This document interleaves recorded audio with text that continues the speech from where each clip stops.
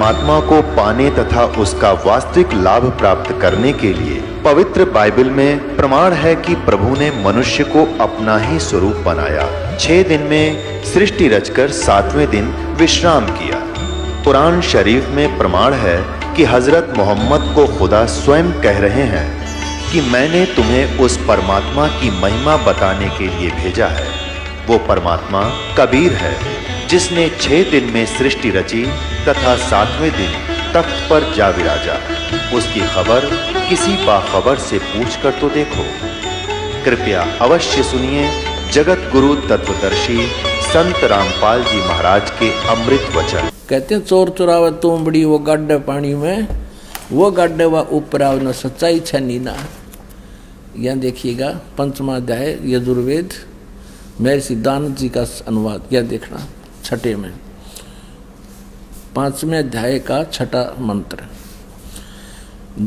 जिसलिए अग्ने, खुद लिख रहा है अग्ने वर्तपते यानी जगदीश्वर आप, वह बिजली, ये बिजली के लड़ाई दी इसमें, आप, आपका बिजली, परमेश्वर या बिजली दोनों लिख लिए, बिजली भी सत्य धर्म आदि नियमों के पालन करने वाले हैं। इसलिए उस आप व बिजली में मैं पूर्वोक्त व्रतों के पालन करने वाले क्रिया वाला होता हूँ। जो यह तव माने आपका, आप और उसकी नहीं, आप तव माने आपका, तनु माने शरीर है, इसने रांद काट दी, विस्तृत व्याप्ति है। आप तव माने आपका, यह आपका, तनु माने शरीर है, वह मुझ में जो यह मेरा शरीर है, भगवान का भी शरीर है और मुझ में मेरा शरीर है। सो आप व उसमें जो ब्रह्मचर्य के व्रत अब सिद्ध हो गया कि भगवान का भी शरीर है और जो बोलता है उसका भी शरीर है। आगे देखिए, ये है यजुर्वेद अध्याय नंबर 5 का और मंत्र नंबर 8 है। इसमें ये मंत्र नंबर 8 है, इसमें 3 बार तनूर असी लिखा है 8 का। हे मनुष्य लोगों, तुमको यह जो इस अग्नि, बिजली रूप लिख दिया, अग्नि माने परमेश्वर लिखना है यहाँ पर, परमेश्वर का अग्नि नहीं, परमेश्वर का स्वर्ण आदि सोने आदि में सोने अत्यंत बड़ा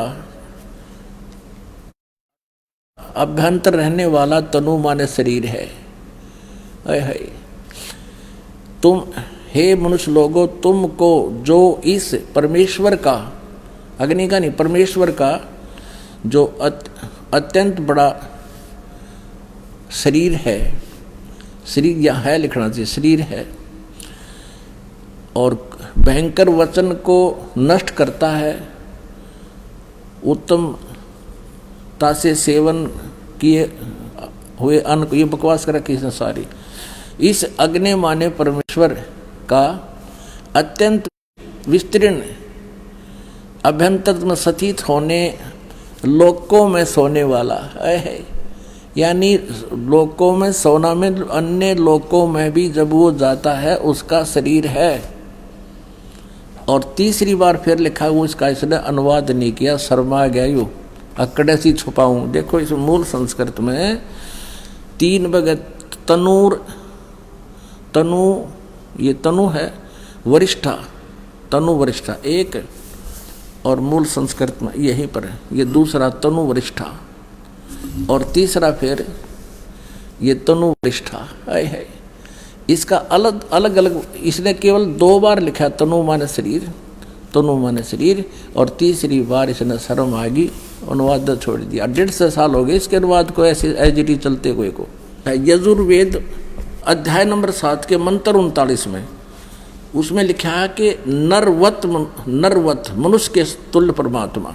ये देखिएगा, यही अनुवाद कर रहा है लेकिन गोलमोल कर रहा है। यही महर्षि दानंद सरस्वती द्वारा ही इसका अनुवाद किया गया है। 7वें अध्याय का 39वां श्लोक आपको दिखाते हैं, ये देखिएगा। ये है 7वां अध्याय यानी 7वां अध्याय और यजुर्वेद, और इसका 39वां मंत्र 39। इसमें लिखा कि महान इंद्र नरवत आ, इस दय को तय बनाते हैं, ये इसका संधि छेद करते हैं, जब इसने भी ऐसा ही किया है। नरवत महान माने सर्वोत्तम अत्यंत पूज्य है, नरवत माने मनुष्य के तुल्य, मनुष्य के तुल्य परमात्मा है। इंद्र हे भगवान जगदीश्वर, जिस कारण आप योगाभ्यास के ग्रहण करने योग्य हैं, ऐसे ऐसे। अब यहाँ लिखना था ए महान इंद्र, महान इंद्र नरवत, हे बड़े, महान माने बड़े, इंद्र माने परमेश्वर, नरवत मनुष्य के समान, मनुष्य के समान, मनुष्य के तुल्य आप अपना हो और अपना सब कार्य करते हो। अच्छी प्रकार सब मनुष्यों के सुख को परिपूर्ण करने के व्यवहार और परमार्थ के ज्ञान को बढ़ाने वाले 2 प्रकार के ज्ञान से संयुक्त करते। इसने तड़ंगा कर रखा है यो। बाकी हमने ये देखना है कि परमात्मा जो है वह परमेश्वर, हे जगदीश्वर, जिस कारण आप योगाभ्यास से ग्रहण करने योग्य हैं, इससे अत्यंत उत्तम ऐश्वर्य के लिए हम लोग आपकी उपासना करते हैं।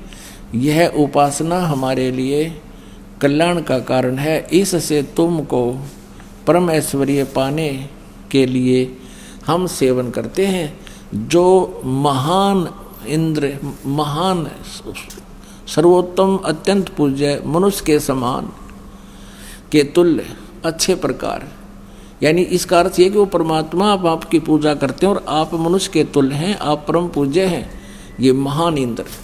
और दिखाते हैं आपको ऋग्वेद मंडल नंबर 1 और सूक्त नंबर 31 का मंत्र नंबर 17 में मनुष्यवत अग्नि, मनुष्य के तुल्य परमात्मा। ये देखिए ऋग्वेद, ये भी दानंद सरस्वती का ही अनुवाद है, प्रथम मंडल। और ये कहाँ से प्रकाशित है? सर्वदेशी कार्य प्रतिनिधि सभा 3/5 महर्षि सिद्धांत भवन, रामलीला मैदान, नई दिल्ली से। ऋग्वेद मंडल नंबर 1 सूक्त नंबर 31, ये देखिएगा। ऋग्वेद मंडल नंबर 1 सूक्त नंबर 31 का मंत्र नंबर ये 17 है। इसमें स्पष्ट है मनुष्यवत अग्नि, मनुष्यवत अग्नि, अंगीरसवत अंगीरा है। इसने क्या लिखा है? मनुष्यवत, मनुष्यों के जाने आने के समान मनुष्यवत, इसका अर्थ लिखा है इसने मनुष्यवत अग्नि। अग्नि माने परमेश्वर, हम स्पष्ट कर चुके हैं। मनुष्यवत माने मनुष्य के समान, मनुष्य के तुल्य परमेश्वर। आप सर्व अंग सहित हो और प्रत्येक युग में आते हो, पूर्व भी आते रहे हो।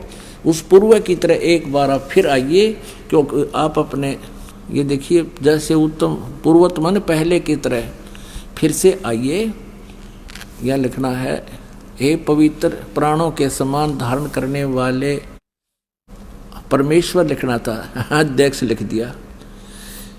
हे पवित्र अंगीरह माने शरीर, शरीर धारण करने वाले, विद्याओं से सर्वत्र व्यापक, ये अग्नि माने परमेश्वर। अब पूर्ववत जैसे उत्तम पृष्ठा वाले, यहाँ देखो शरीर व्यापक प्राण वायु के सदृश राज्य क्रम बकवास किए गढ़ किया है इसने। अंगिरस्वत माने सह शरीर, शरीर की तरह आप जैसे आम व्यक्ति होता उस तरह शरीर धारण करते हो और आप विद्वानों के अति चतुर मनुष्य को अच्छे प्रकार प्राप्त कीजिए। उस मनुष्य को विद्या आदि कर्म और प्राप्ति के लिए मनुष्यवत माने लिख दिया, मनुष्यों के आने जाने के समान, मनुष्य के समान लिखना था। और वो आप अपने जैसे पुरुष यज्ञ के साथ कर्मों को सिद्ध करते कराते हैं। जैसे उत्तम प्रतिष्ठा वाले विद्वान विद्या के देने वाले होते हैं, इसका वास्तविक अर्थ तो ये है। ऋग्वेद मंडल नंबर 1 और सूक्त नंबर 31 मंत्र 17 का स्पष्ट अर्थ ये बनता है, हे परमेश्वर आप मनुष्य के तुल्य हैं और आप पहले भी आते रहे हैं। उस पहले की तरह फिर उसी तरह उस सुंदर शरीर धारण किए हुए आप आइए। आप जो पहले यथार्थ ज्ञान देकर चले जाते हो, एक बार पुनः यहाँ आइए और हमें फिर से उस ज्ञान से परिचित कराइए। ये परमात्मा का विधान है। अब आपको दिखाते हैं ऋग्वेद मंडल नंबर 9 सूक्त नंबर 86 का और 26 और 27। ऋग्वेद मंडल नंबर 9 सूक्त 82 का 1, 2, 3। अब समय के अभाव के कारण इसको आपको बहुत शॉर्ट में समझाएंगे। ये देखिएगा, ऋग्वेद मंडल नंबर 9, प्रकाशक हैं सार्वदेशी कार्य प्रतिनिधि सभा, महर्षि दानंद भवन, रामलीला मैदान, नई दिल्ली से। और ये छपा कहाँ से? यहाँ से, प्रिंस ऑफसेट प्रिंटर्स, मंडल नंबर 9 सूक्त नंबर 86 का। ऋग्वेद मंडल नंबर 9 सूक्त नंबर 86 और मंत्र नंबर 26। यज्ञ करने वाले यजमानों के लिए परमात्मा सब रास्तों को सुगम करता हुआ उनके विघ्नों को, उनके संकटों को मर्दन करता है, नाश कर देता है और उनको पवित्र करता हुआ और अपने रूप को सरल करता हुआ, साकार हुआ, अपने रूप को सरल करता हुआ हल्का तेज पुंज का रूप बनाकर आता है। वह कांतिमान परमात्मा। इन्होंने कवि का अर्थ सर्वज्ञ कर दिया। यहाँ लिखना था वो कबीर है, वो कबीर देव है। ये कबीर शब्द है, हम इसको कबीर कहते हैं। कबीर वह को वह बोलते हैं, इसका अर्थ इन्होंने कवि कर दिया और कवि बनाकर इसका अर्थ कर दिया सर्वज्ञ। यहाँ लिखना था कबीर देव। इन्हीं के शब्दों में पुण्यात्माओं, परमात्मा ने आपका जो जन्म अब दिया है मनुष्य का, स्त्री या पुरुष का, धन्य आपके माता पिता को जिनसे जन्म हुआ, क्योंकि अब हम परमात्मा को आसानी से पहचान सकते हैं। हम शिक्षित हैं और इन अज्ञानियों ने जो अनर्थ कर रखे उनको हम आसानी से समझ जाएंगे कि यहाँ इन्होंने गड़बड़ कर दी जानबूझ के। और आज शिक्षा का यदि कोई लाभ है तो भगवान पाने में सहयोग है, अन्यथा इस शिक्षा की कति आवश्यकता नहीं थी। इसने बेईमान बना दिए, हम एक दूसरे के शत्रु बना दिए।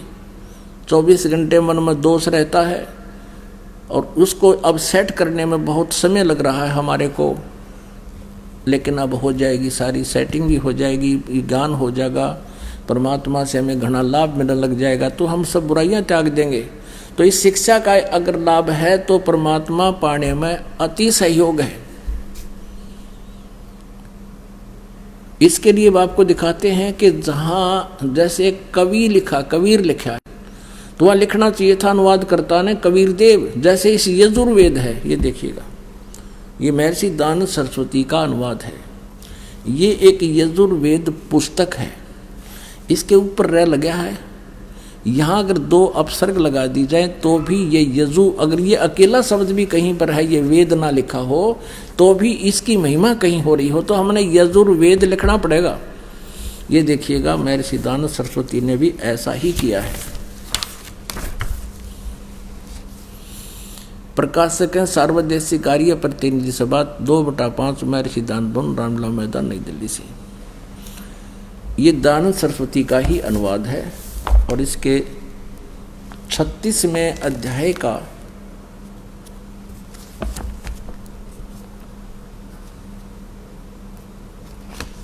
ये देखो,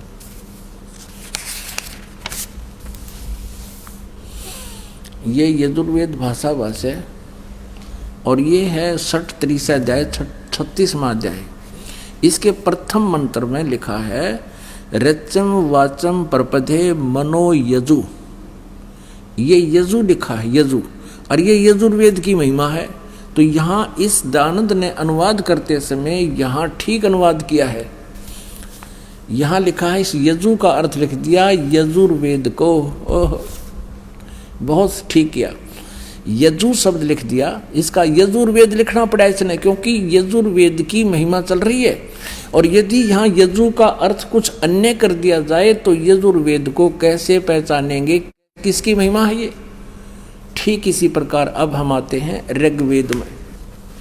अब हम इसी प्रकार अब हम ऋग्वेद में जहाँ परमात्मा कबीर, इन्होंने कबीर लिख दिया, कबीर को कवि कर दिया, उसका अर्थ सर्वज्ञ कर दिया, गलत कर दिया। यहाँ लिखना था वो कबीर देव है, वो कबीर साहब। हम कबीर साहब के, देव माने साहब कहो, भगवान कहो, अल्लाह कहो। ये देखिए ऋग्वेद। अब हम ऋग्वेद पर आते हैं, क्योंकि बीच में ये कंसेप्ट क्लियर करना था, इसलिए यजुर्वेद लिया था बीच में। ये वही है,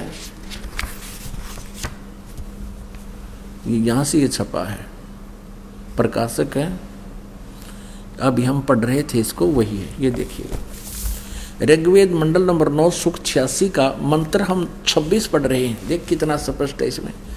ये कबीर लिखा, कबीर अत्यय, तो इसको इन्होंने ऐसा लिख दिया, 2 अपसर्ग लगा दिए, तो फिर भी यहाँ लिखना था वो कबीर देव, कबीर देव लिखना था। जैसे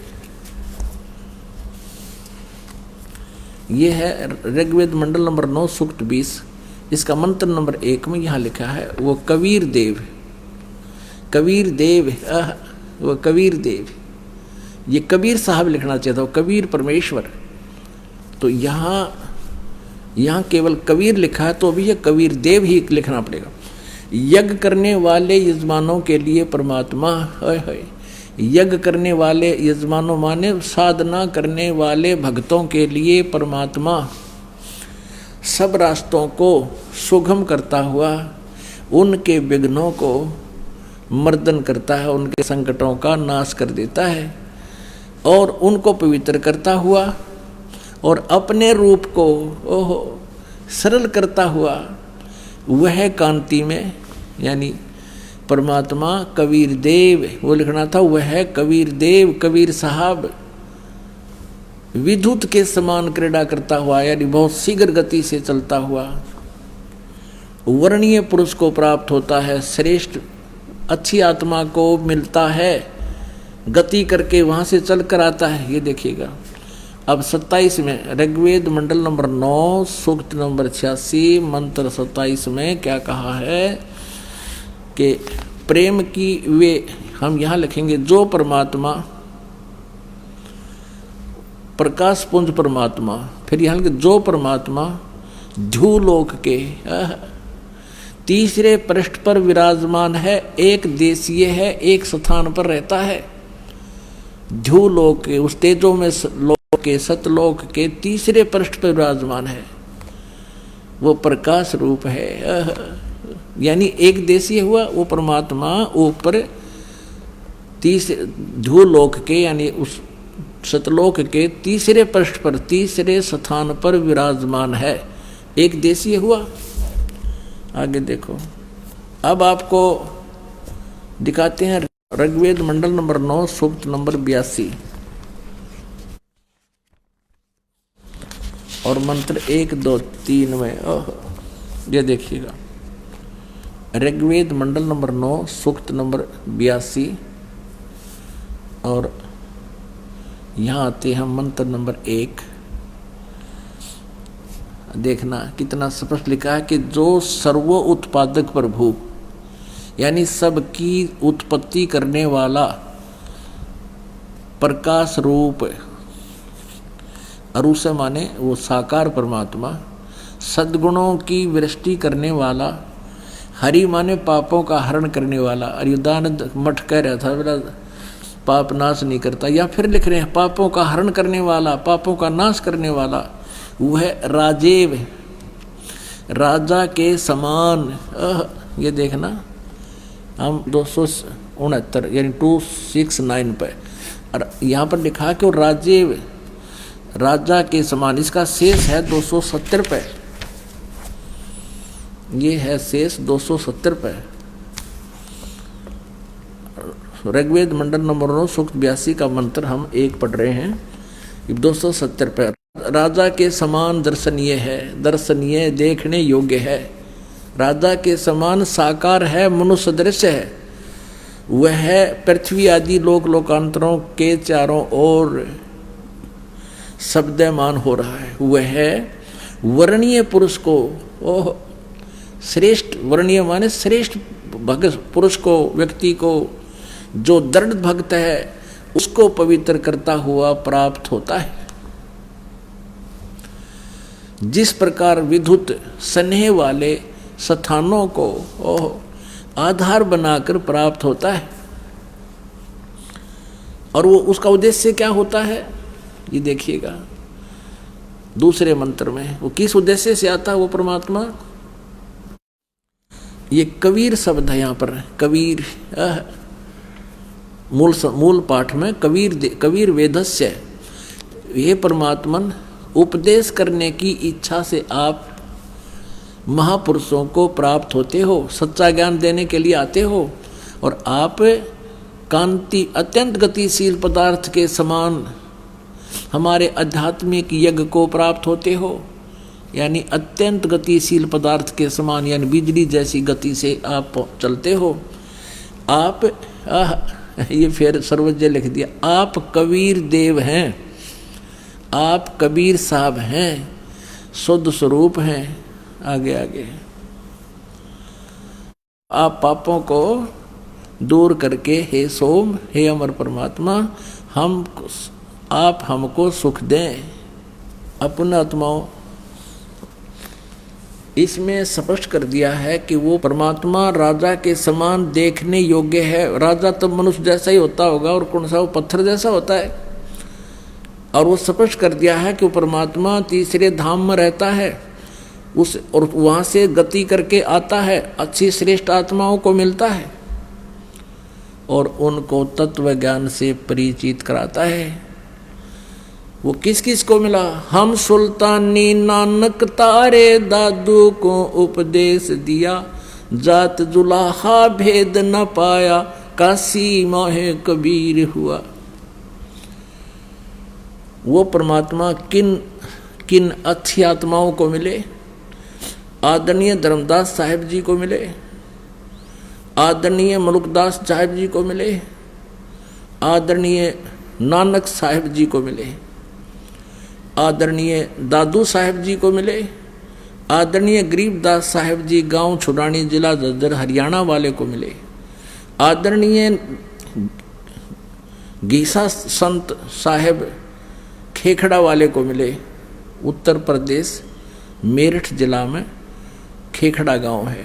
वो परमात्मा इन महापुरुषों को मिले जो इस दास के नॉलेज में है, और उनको वही ज्ञान दिया जो परमात्मा ने स्वयं आकर के कबीर देव जी ने 600 साल पहले लिखा था। और वही उसी ज्ञान का आज समर्थन हमारे सभी सदग्रंथ कर रहे हैं कि परमात्मा सशरीर है, उसका नाम कबीर है, वो मनुष्य दृश्य है। तो पुण्यात्माओं, आज तक हम अपने सदग्रंथों के खजाने से परिचित नहीं हुए, जिस कारण से हम इन अज्ञानी ऋषि महर्षि इनकी दंत कथाओं पर आधारित रहे और भगवान के लाभ से वंचित रहे। हम भिखारी बन गए, हम चोर और जवारी बन गए। परमात्मा जो सुख देगा, परमात्मा जो आपको बेनिफिट देगा, आपको किसी तरीके से नहीं हो सकता। मान लीजिए कि आपके भाग्य में धन नहीं है और आप चेष्टा करते हो धन कमाने की, तो आप 2 नंबर का काम करोगे। 2 नंबर के काम से या चोरी से, ठगी से, मिलावट से, जो भी तुमने किया, मान लीजिए आपने पैसा इकट्ठा कर भी लिया, आपके भाग्य में तो है नहीं, वो रह नहीं सकता, वो पैसा जाएगा और आपके पास वो केवल पाप रह जाएंगे, धन रहेगा नहीं। जैसे एक व्यक्ति ने बताया कि जी मैं बहुत निकम्मा आदमी था, बहुत ही ज़्यादा गलत तरीके से धन कमाया करता था, 2 रुपए के आइटम लाता था, ओरिजिनल कह के बेचता था, 35-35 के 30-30 रुपए की। फिर क्या हुआ कि मेरा पुत्र, इकलौता पुत्र, रोग से ग्रस्त हुआ। आसपास के लोकल डॉक्टरों को दिखाया, कोई राहत नहीं मिली। फिर झाड़ फूक वालों का फंस गया, लाखों रुपये खराब किए। अंत में फिर चेक कराया तो उसके दोनों किडनी खराब पाई, कंडम होगी। ऐसे अपने रिश्तेदारों से किसी से किडनी वगैरह डोनेट करवा के 3.5 लाख रुपए, आज से 15 साल पहले की बात, 16 वर्ष पहले की बात है, 3.5 लाख रुपए लगे और वो किडनी बदलवाई, गुर्दा चेंज कराया, लड़का स्वस्थ हो गया, राहत की सांस ली। 6 महीने के बाद वो लड़का बस दुर्घटना में मृत्यु को प्राप्त हो गया। ओए होए, जिस बच्चे को सुखी देखने के लिए, जिस बच्चे को मैं धनी बनाने के लिए और दुनिया को लूटा करता था, वो लूटा हुआ पैसा भी नहीं रहा और बेटा भी नहीं रहा। अब फिर इस दास ने बताया कि तेरे पास क्या रहा, तेरे पाप कर्म रह गए, वो तना अभी भोगने बाकी है, और वो 2 नंबर से किया हुआ पैसा भी नहीं रहा और वो बेटा भी खो दिया इन पापों के करने से। तो पुण्यात्माओं, आप इस परमेश्वर कबीर जी पर विश्वास करके देखना और कुछ दिन सत्साधना करके देखना, आपके भाग्य में ना होगा तो भी परमात्मा आपको देगा। अब कहते हैं, जय तुझे धन भी चाहिए तो मेरी साधना कर, इतना धन दे दूंगा, तेरे सूत में नहीं आओगा। लेकिन पुण्यात्माओं, आप जी का उद्देश्य धन कमाना ही नहीं होना चाहिए। इस ज्ञान के आधार से आपका मुख्य उद्देश्य ये हो कि मेरी जन्म और मृत्यु का रोग कटे, और जब तक हे भगवान इस काल के लोक में हम रहें और आपकी भक्ति करें, तब तक हमें इतना दीजिए साईं, इतना दीजिए, जामे कुटुंब समावे, हम भी भूखे ना रहें, अतिथि न भूखा जाए। तो ये आपको अवश्य देगा, ये पूर्ण परमात्मा है। आज का जो सत्संग था वो इस विषय पर था कि परमात्मा कैसा है, उसको निराकार बता रहे हैं। सभी सदग्रंथ हमारे जो सभी पवित्र धर्मों के उसको साकार मनुष्य सदृश बता रहे हैं, उसका नाम कबीर बता रहे हैं।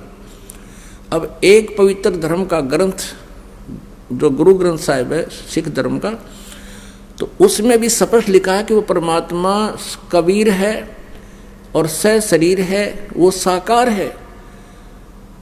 जैसे नानक साहिब जी को परमात्मा मिले थे, उन्होंने बनारस में जाकर देखा था, और गुरु ग्रंथ साहिब के 24 पृष्ठ पर लिखा हुआ है, फाई सूरत मुल्क की वेश, ए ठगवाड़ा ठगी देश, ये खरा सियाणा भोता भार, ये धानक रूप रहा करतार। बोलो सतगुरुदेव सत साहेब। परम पिता परमात्मा पूर्ण ब्रह्म सर्व सृष्टि रचनहार, सर्व कष्ट हरणहार, अंगारी बंभारी बंदी छोड़ पाप नाशक, ये परमात्मा परम अक्षर ब्रह्म है। उनका वास्तविक नाम कबीर देव है, अल्लाहु अकबर है। उसको हक्का कबीर भी कहते हैं। हक्का कबीर, अल्लाहु अकबर, कबीर देव, ये उसी परमात्मा के भाषा भिन्न नाम हैं। वो परमात्मा सतलोक से चलकर यहाँ अपनी प्यारी आत्माओं को कष्ट से मुक्त करने के लिए, काल के बंधन से मुक्त करने के लिए, आत्मा को भक्ति धन से धारण पोषण कराने के लिए, इसका परिपूर्ण करने के लिए वो परमेश्वर स्वयं ही आते हैं। उनका नाम कबीर देव है, हम उसे कबीर साहब कहते हैं। वो परमेश्वर इस कलयुग के अंदर सन 1398 में विक्रमी संवत 1455 जेठ उत्तरते की पूर्णमासी यानी ज्येष्ठ सुदी पूर्णिमा को भारतवर्ष की पवित्र भूमि, पवित्र काशी शहर के अंदर एक लहर तारा नामक तालाब के अंदर विकसित कमल के फूल के ऊपर विराजमान हुए थे, एक नवजात शिशु का रूप धारण करके।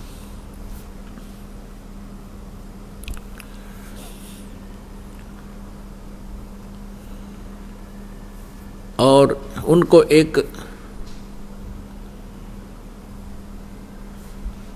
निसंतान जुलाहा दंपति उठा ले गया था। परमात्मा लीला में शरीर से धीरे धीरे बड़े हुए, फिर उस अपने मुंह बोले माता पिता के जो पैतृक कार्य था जुलाहे का, उसी कार्य को करने लगे। और वही पूर्ण परमात्मा परम अक्षर ब्रह्म बनारस में धानक रूप से प्रसिद्ध हुए, यानी जुलाहा कहलाए।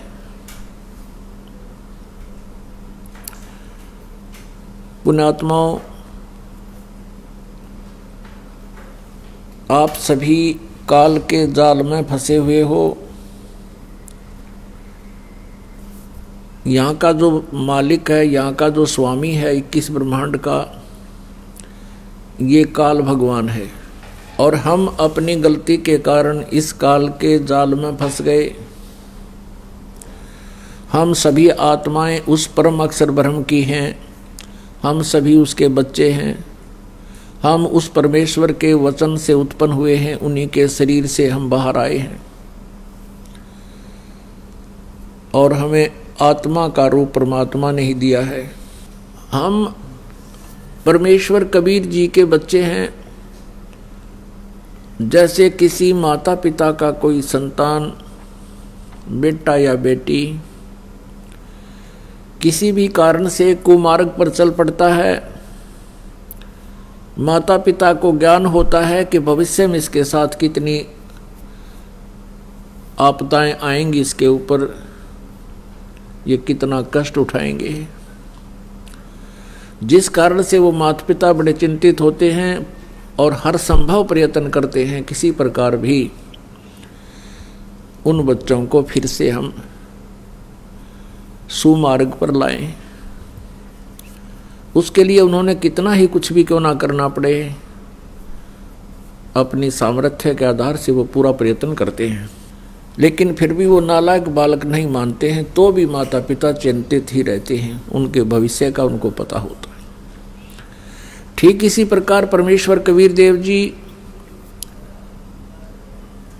वो पूर्ण परमात्मा हमारे लिए सदा चिंतित रहते हैं कि काल ने इनको यहां त्रिगुणमयी माया का नशा करा दिया और इस काल के ब्रह्मांड रूपी कुएं में, इस ब्रह्मांड रूपी कुएं में ये त्रिगुणमयी माया रूपी भांग डाल दी काल ने। और इस भांग के नशे में आप जी सभी के सभी परमात्मा को भूलकर इसी गड्ढे में पड़े हुए हो। परमेश्वर कबीर देव जी कहते हैं, कबीर ये माया अटपटी, सब घट आण अड़ी, और किस किस को समझाऊं, या तक कुआं भांग पड़ी। पुण्यात्माओं, आप जी यहाँ पर जिस वस्तु की डिमांड करते हो, परमात्मा से जो कुछ भी मांगने आते हो, वो क्या मांगते हो? जब तक आपको तत्व ज्ञान नहीं होता तब तक क्या डिमांड करते हो? निसंतान संतान की इच्छा लेकर ही यहाँ आते हैं। और कोई निर्धन है जिसके पास धन नहीं है, वह केवल धन ही मांगने आता है।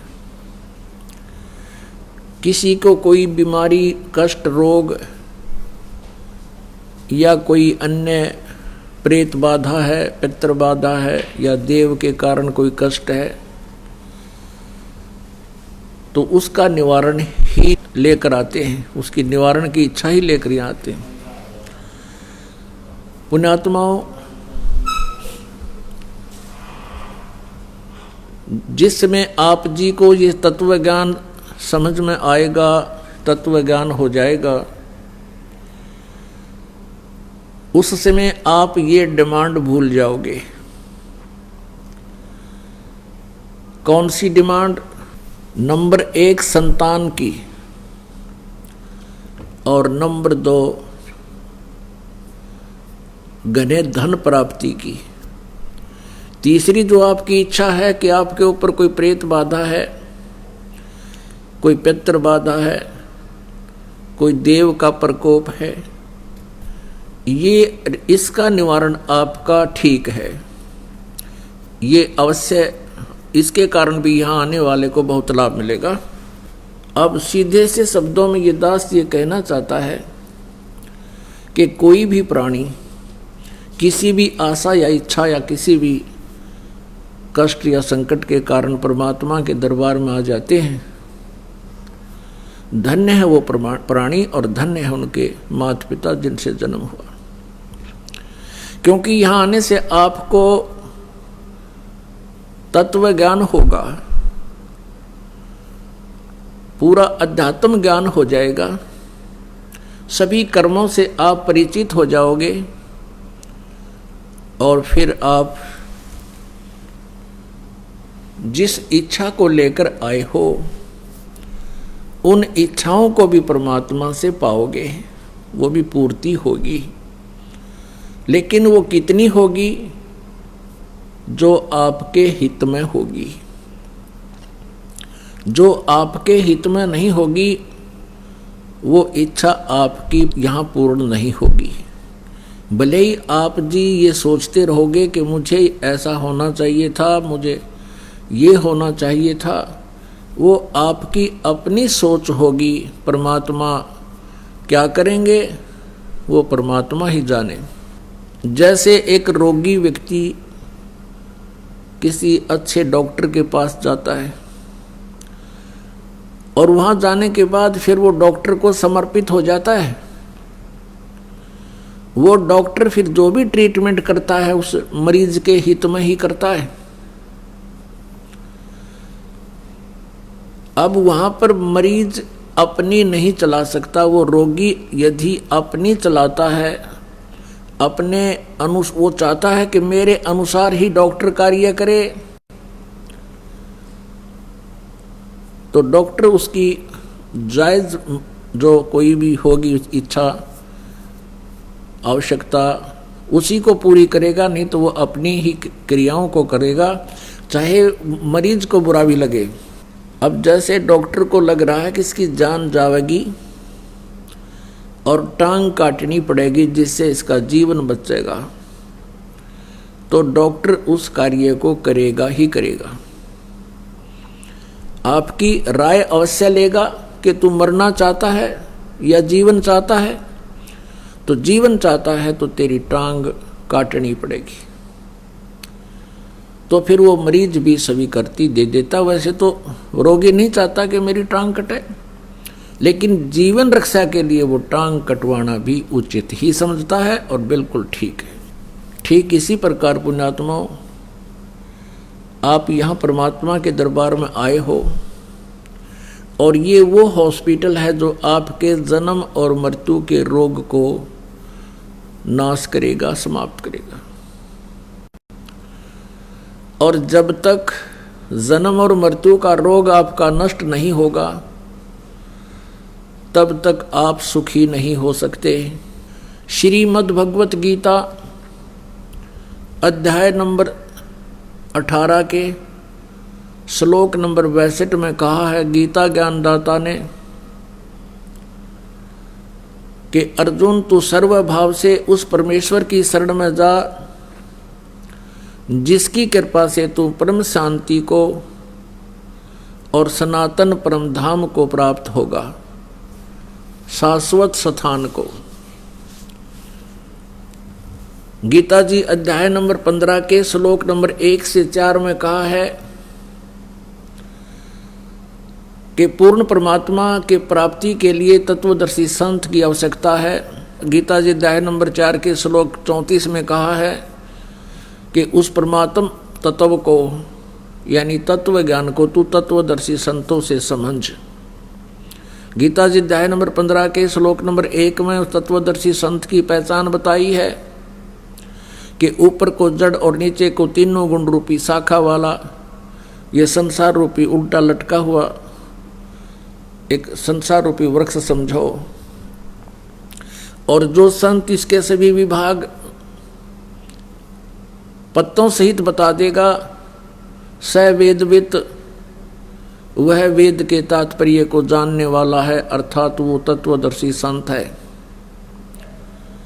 परमेश्वर कबीर देव जी स्वयं ही तत्वदर्शी संत की भूमिका भी यहाँ आकर करते हैं, एक अच्छे नागरिक की भूमिका भी स्वयं ही करते हैं, एक नेक शिष्य का रोल भी वो परमात्मा स्वयं ही करके दिखाते हैं, और एक अच्छे कवि के रूप में भी वो सुप्रसिद्ध होते हैं, क्योंकि वो अपनी महिमा की वाणी लोकोक्तियों के माध्यम से सुनाते बोलते हैं, जिस कारण से वे कवि भी कहलाते हैं, लेकिन वो होते हैं परमेश्वर। तो परमेश्वर ने बताया है अपनी अमृत वाणी में, सच्चिदानंद घन ब्रह्म की वाणी में, कबीर वाणी में। कबीर अक्षर पुरुष एक पेड़ है, निरंजन वा की डार, और तीनों देवा शाखा है ये पात रूप संसार। ऊपर को जड़ तो वो परमात्मा स्वयं है, जिससे सभी ब्रह्मांडों का धारण पोषण होता है। जैसे वृक्ष को जड़ से ही पूरा आहार मिलता है, टहनी तना डार पत्ते सभी उसी से आहार प्राप्त करते हैं, वो सबका धारण पोषण करने वाला होता है। तो वो तो पूर्ण परमात्मा परम अक्षर ब्रह्म स्वयं कबीर देव जी हैं। जमीन से बाहर जो दिखाई देता वो तना होता है, उसको अक्षर पुरुष कहते हैं। गीता जी अध्याय नंबर 15 के श्लोक 16 और 17 में तीन पुरुष बताए हैं, सरपुरुष, अक्षर पुरुष और परम अक्षर पुरुष। 8वें अध्याय के 3रे श्लोक में भी परम अक्षर पुरुष बताया है, जो तत्ब्रह्म के बारे में जानकारी दी है। तो अक्षर पुरुष वो तना है, और मोटी डार जो है वो सर पुरुष है, सर पुरुष, जिसे ज्योत निरंजन भी कहते हैं, काल भी कहते हैं। उस काल के यानी सर पुरुष की फिर तीन, उस डार के 3 शाखाएं हैं, उसके पुत्र हैं रजगुण ब्रह्मा, सतगुण विष्णु, तमगुण शिव जी, और पात रूप हम संसार है। तो यहाँ बताया है गीता जी अध्याय नंबर 15 के श्लोक नंबर 1 से 4 में कि जब तुझे तत्वदर्शी संत मिल जावे, इस अज्ञान रूपी अंधकार को और तत्व ज्ञान रूपी शस्त्र के द्वारा काट कर उस अर्थात इसको उस तत्व ज्ञान से समझकर उसके पश्चात परमेश्वर के उस परम पद की खोज करनी चाहिए, जहां जाने के बाद ये साधक फिर लौटकर कभी संसार में नहीं आते।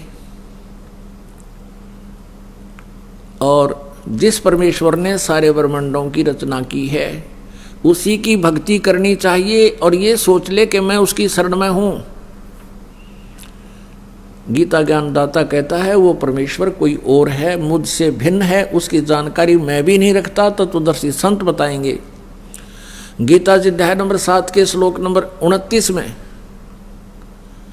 कहा कि तत्ब्रह्म, गीता जी अध्याय नंबर 7 के श्लोक 29 में कहा है कि मेरे इस ज्ञान को आश्रित करके, इस आश्रय करके, यानी मैं जो कह रहा हूं कि तत्वदर्शी संत की खोज करो, वो जो ज्ञान बताओ फिर उसे सुनो, और जो जरा और मरण से छूटने का प्रयत्न करते हैं वे तत्ब्रह्म से, पूरे आध्यात्मिक ज्ञान से यानी तत्व ज्ञान से और सभी प्रकार के कर्मों से वो परिचित होते हैं, वही जरा और मरण से छूटने का प्रयत्न करते हैं। इस संसार की किसी भी वस्तु की डिमांड नहीं रखते। गीता जी अध्याय नंबर 8 के श्लोक नंबर 1 में अर्जुन ने पूछा, हे प्रभु, आपने जो 7वें अध्याय के 29वें श्लोक में जिस तत्ब्रह्म की जानकारी बताई है कि उसको जानकर और फिर अध्यात्म ज्ञान से परिचित व्यक्ति जरा और मरण से ही छूटने का, जरा माने वृद्ध अवस्था बुढ़ापा का दुख और मरण माने मृत्यु के जो जरा और मरण से छूटने का ही प्रयत्न करते हैं वो उस तत्ब्रह्म को जान चुके होते हैं, यहाँ की किसी वस्तु की इच्छा नहीं करते। 8वें अध्याय के 1 श्लोक में पूछा है, फिर किम तत्ब्रह्म, वो तत्ब्रह्म क्या है, ऐसी अनमोल वस्तु क्या है वो तत्ब्रह्म जो गीता ज्ञानदाता से भी अन्य है। तब गीता ज्ञानदाता ने 8वें अध्याय के 3 श्लोक में कहा कि वो परम अक्षर ब्रह्म है।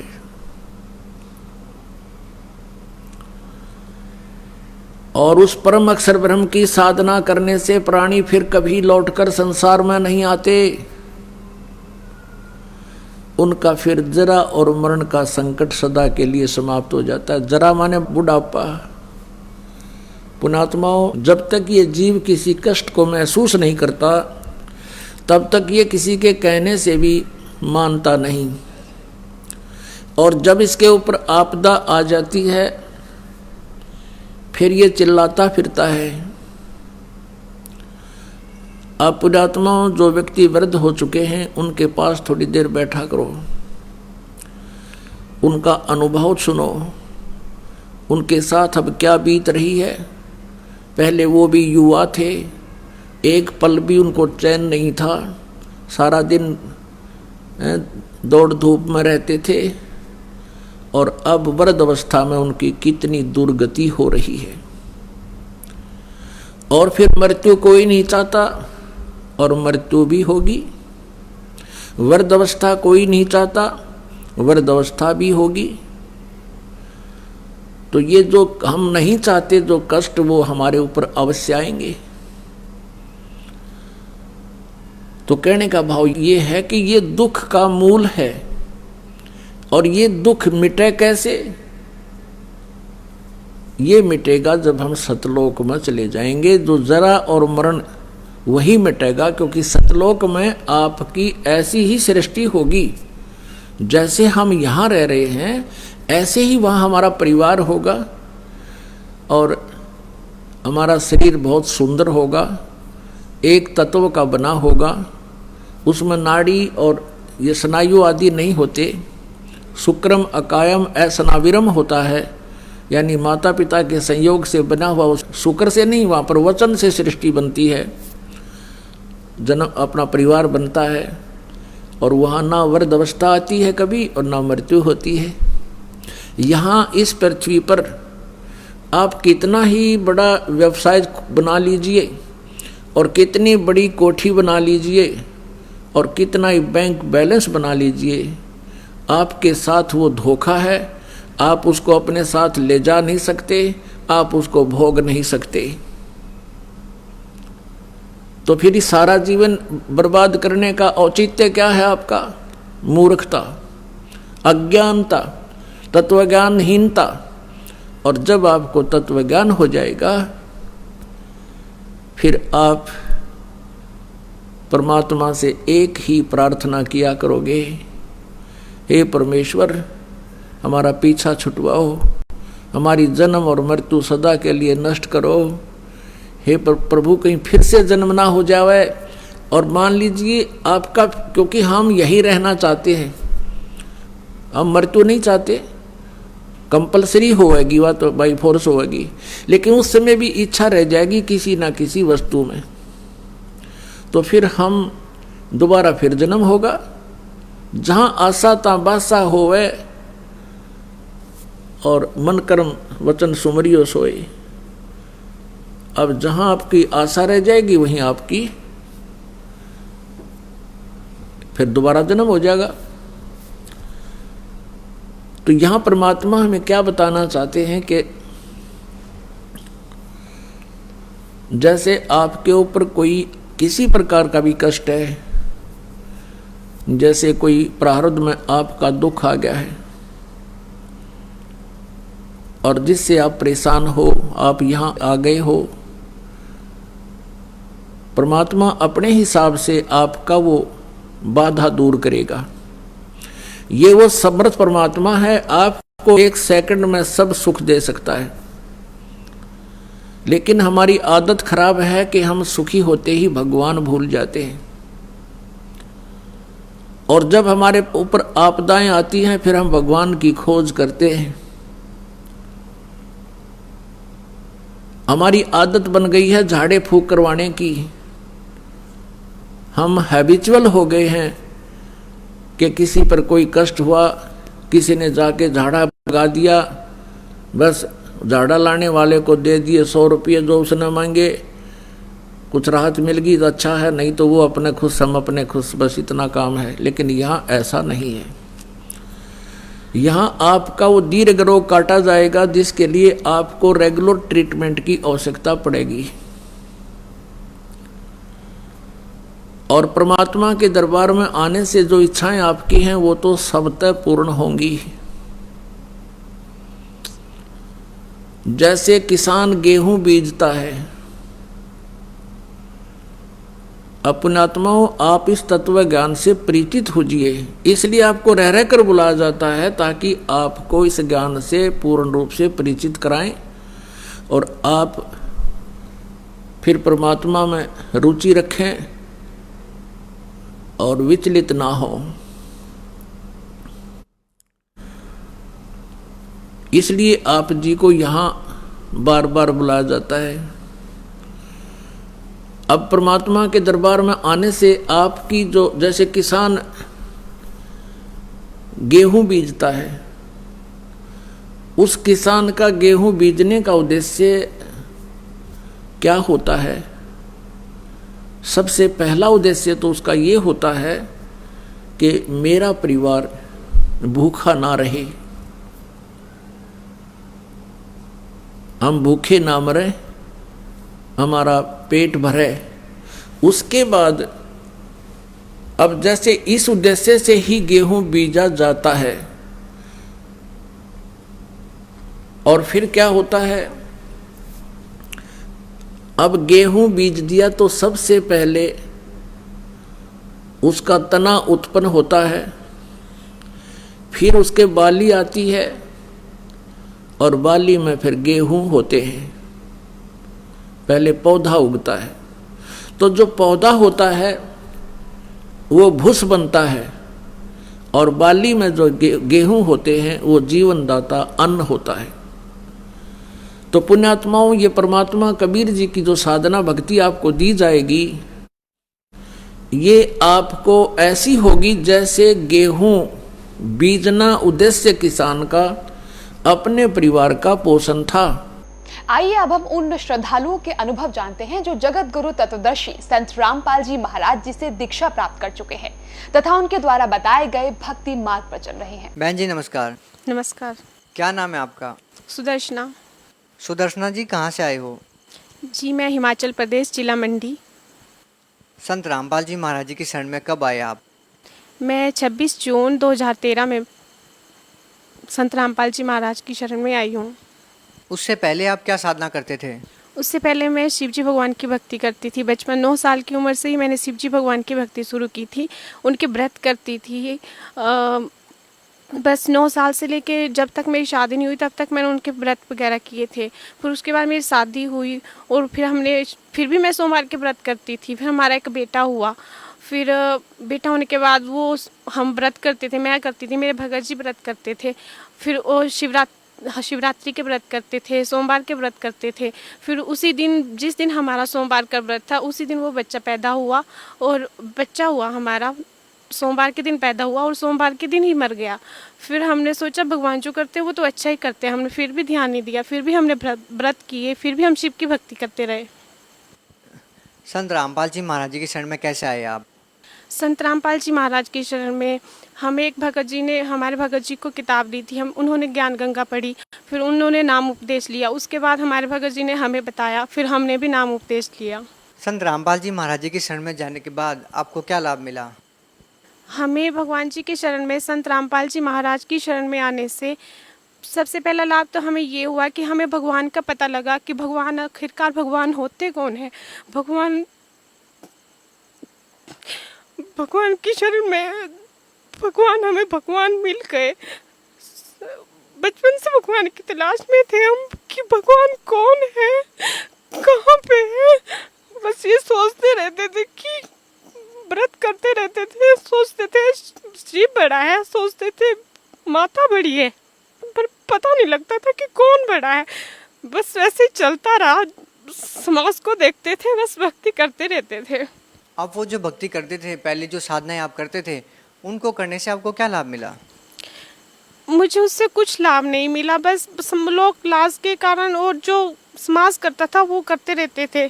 आपने वो साधनाएं करने से अपने एक बेटे को गवा दिया, जो आपका जो बच्चा हुआ उसको गवा दिया। हाँ जी, हाँ बच्चा हुआ था मेरा, तो वो सोमवार के दिन क्यों मरना था। हम तो ये सोच के हैरान हो गए कि बचपन से भक्ति करती थी और तो कुछ ना मिला, परंतु शादी के बाद भी भक्ति करते रहे। उसके बाद एक बच्चा हुआ, वो भी सोमवार के दिन ही मर गया। फिर ये सब कुछ जानने के बाद भी हम शिव की भक्ति करते रहे, पर फिर बाद में पता लगा कि भगवान तो कोई और है। भगवान भला अभी ऐसा करते हैं कि कुछ दे फिर वापस ले ले, बस। उसके बाद आपने क्या भक्ति साधनाएं की और फिर आपको क्या लाभ मिले? उसके बाद हमने संत रामपाल जी महाराज से नाम उपदेश लिया। उसके बाद हमारा एक बेटा भी हुआ है और वो रात को रोता था, आंखें बंद कर लेता था, बस रोता ही रहता था। पूरी रात उसको गोद में लेके रोता ही रहता था।